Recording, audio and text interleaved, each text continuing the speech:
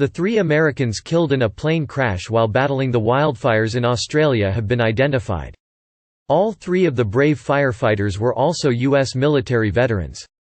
The men have been identified as Captain Ian Macbeth, 44, First Officer Paul Clyde Hudson, 42, and Flight Engineer Rick A. de Morgan Jr., 43, Colson Aviation said in a statement. Colson Aviation said Macbeth, who lived in Great Falls, Montana, was a highly qualified and respected C-130 pilot with many years of fighting fire in the military and privately.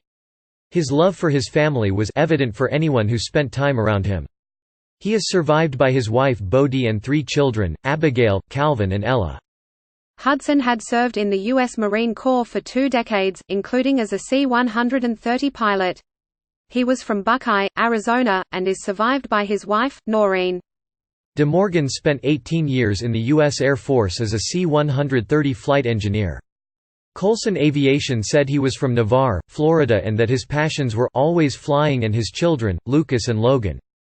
The 3 were in a C-130 Hercules aerial water tanker, dropping fire retardant to help out the blaze in New South Wales. The plane went down the mountainous snowy Monaro region, not far from Australia's capital, Canberra. The cause of the crash is still unknown.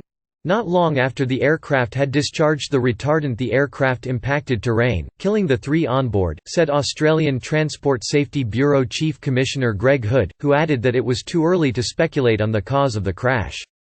Investigators have scoured the area in the remote bushland. On Friday, firefighters in Australia held a minute of silence for the 3 U.S. firefighters, and flags on official buildings in New South Wales were flown at half-staff as a mark of respect. The U.S. firefighters were a well-known and experienced crew contracted to help fight the bushfires in Australia this season.